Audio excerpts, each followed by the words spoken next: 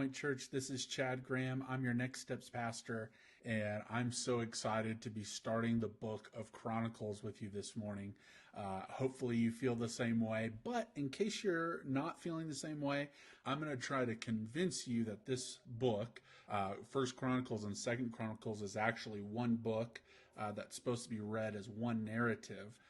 They just didn't have a long enough scroll to have both. That's why we have First and Second Chronicles. I'm going to try to convince you that this is an exciting book and one that you want to read. So let's begin with where we left off in 2 Kings. So Judah and the northern kingdom have totally blown it. They have totally disregarded God. They have the worst king in all of Israel's history, who's literally resorting to child sacrifice at this point. And God is fed up. He is done with Israel. He's sent prophet after prophet trying to remind them of who God is and what they ought to be doing in light of God, and they aren't listening. And so God, in his infinite judgment and wisdom, not as an act of terror or as an act of malevolence, God in his mercy sends judgment from Babylon and disperses his people.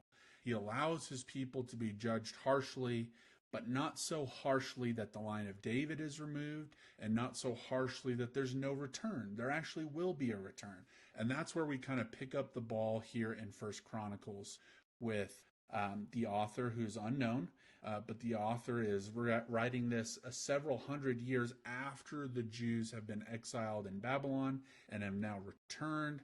And as we understand from the prophet Ezra, Israel is in a bad state. The temple's in a bad state. Israel isn't really sure what to do now that they've been able to return home. And so the book of Chronicles starts out in this first chapter, in the first section, with a lengthy genealogy. That'll really wake you up in the morning, right? That's what you wanted to read. But I want to emphasize how important this genealogy is. This genealogy is actually a highlight reel of all the important figures in the Bible, in the Old Testament. You see, in the Jewish ordering of the Bible, Chronicles is actually at the very end of the Old Testament, and it actually serves as a summary of all the history of God's people. And so you get to kind of see from a unique perspective, and ultimately God's perspective, who the important people in the Bible are.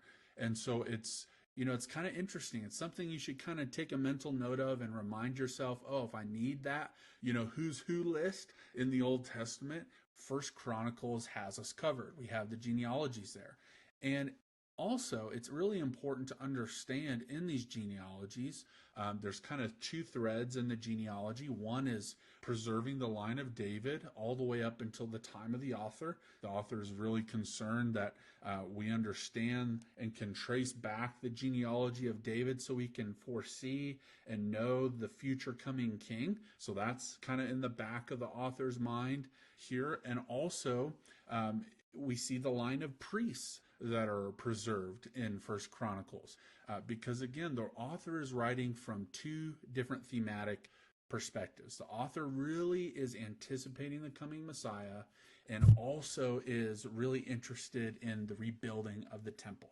And so this morning, my encouragement to you is to read First Chronicles and Second Chronicles with a fresh eye. No, read it like Jews would have in the early years, that this is the last book of the New Testament or the Old Testament, and they're reading a summary of their people's history. This is a really important book that sets up the New Testament and the New Covenant and builds anticipation for the coming king.